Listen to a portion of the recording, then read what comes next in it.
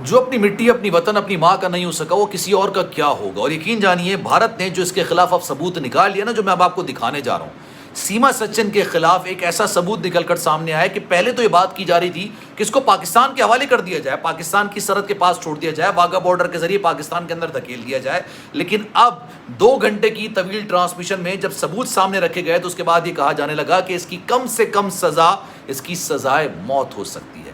اس کے بارے میں پاکستان مرد آباد اور ہندوستان زندہ باد کا نعرہ بھی اس کو نہیں بچا سکا.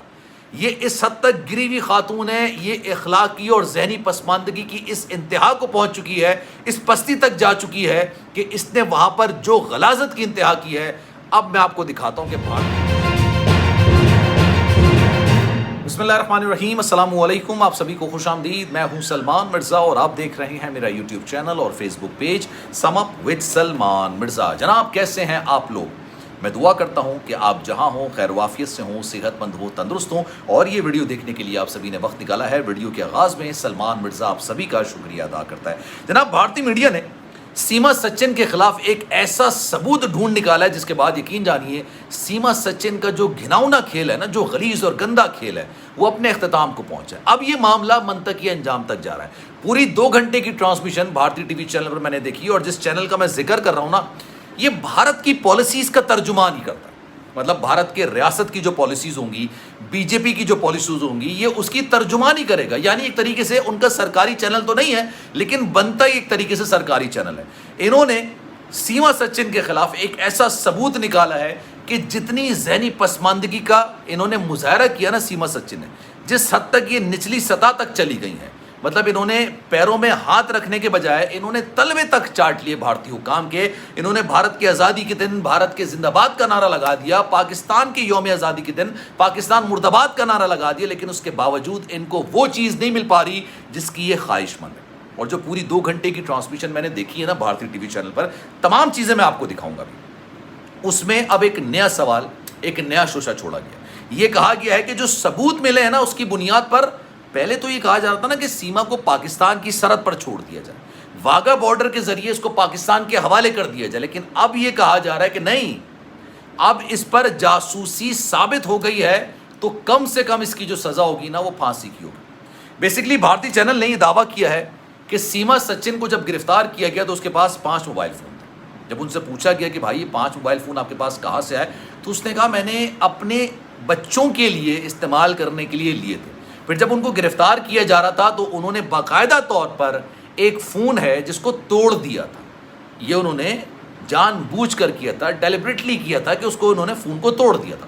اس فون کے اندر کچھ ایسی کچھ شہادتیں موجود تھیں، شواہد موجود تھے جس کی بنیاد پر یہ کہا جا سکتا تھا کہ بھائی یہ بڑے طویل عرصے تک، بڑے لمبے عرصے تک جیل میں جا سکتی. اب بھارتی میڈیا یہ دعویٰ کر رہا ہے کہ جناب سیما کا جو بھائی ہے، یہ میں نہیں کہہ رہا ہوں، یہ بھارتی میڈیا دعویٰ کر رہا ہے. وہ بھارتی میڈیا جس کے لیے سیما سچن نے زندہ باد، بھارت کے زندہ باد کا نعرہ لگا دیا تھا، ہر انتہا تک پہنچ گئی تھی، وہ بھارتی میڈیا، وہ بھارتی چینل جو کہ بھارت کی پالیسیز کی ترجمانی کرتا ہے، اس کو پاکستانی جاسوس ثابت کر چکا ہے.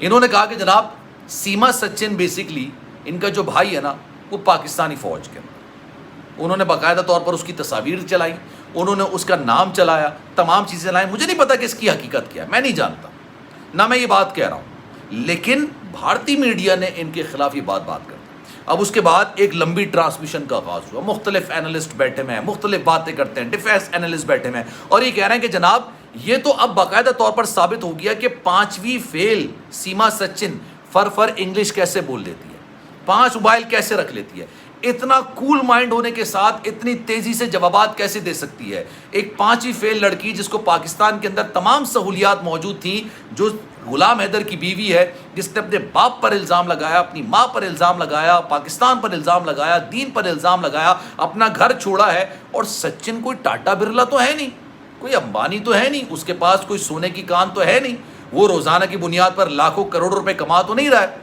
تو پھر اس نے کیوں بھارت میں آ کے رہنے کا فیصلہ کیا؟ اس نے ایک ایسے بندے کو پھنسانے کی کوشش کی جو کہ ویسے ہی اپنی زندگی میں فی الحال ناکام ہی تصور کیا جائے. نہ اس کے پاس کوئی نوکری ہے، نہ وہ کامیاب انسان ہے، نہ وہ مالدار انسان ہے، نہ ہی اس نے دنیا کے اندر کوئی ایسا کارنامہ سر انجام دیا جس کی وجہ سے لوگ اس کی محبت میں پڑ جائیں. تو اینالسٹ نے یہ بات کرنی شروع کی کہ اب جو کہ اچھا سیما سچن نا اس وقت رہا نہیں ہے, ضمانت پر ہے, ان کی ضمانت لی گئی, ابھی کیس چل رہا ہے اور کیس بڑا سالڈ پٹ اپ کیا ہوا ہے.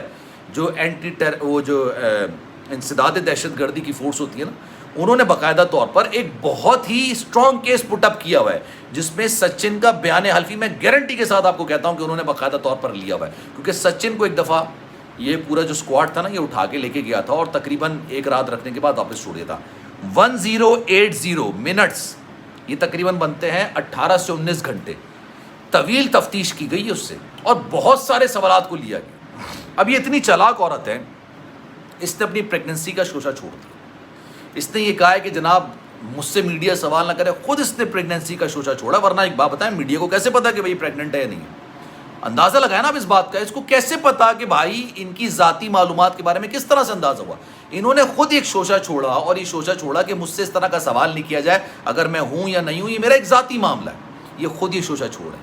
اب یہ اس حد تک گر چکی ہے بھارت میں رہنے کے لیے کہ ہو سکتا ہے یہ وہاں پر بچہ بھی پیدا کر لے, اور جب بچہ پیدا کر لے گی تب یہ رحم کی بنیاد پر, ہمدردی کی بنیاد پر بھارتی حکام سے اپیل کرے گی کہ مجھے بھارت میں رہنے کی اجازت دی جائے. لیکن جو ثبوت اب بھارت کو اس کے خلاف مل چکا ہے, یا آپ یہ سمجھ لیں کہ بھارتی میڈیا اس کے خلاف جو پورٹرے کر رہا ہے, جو دکھا رہا ہے, جو چیزیں بتا رہا ہے, جو نام دکھا رہا ہے, جو حقیقت بیان کر رہا ہے, وہ حقیقت ہے یا فسانہ ہے.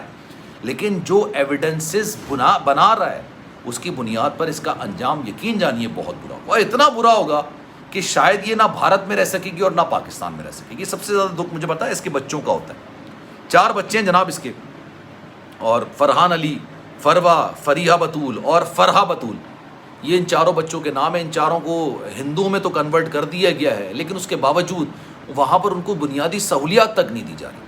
یہ بات خود سیما نے بولی تھی کہ میرے بچوں نے کچھ نہیں کھایا, 2 دن سے کچھ نہیں کھایا.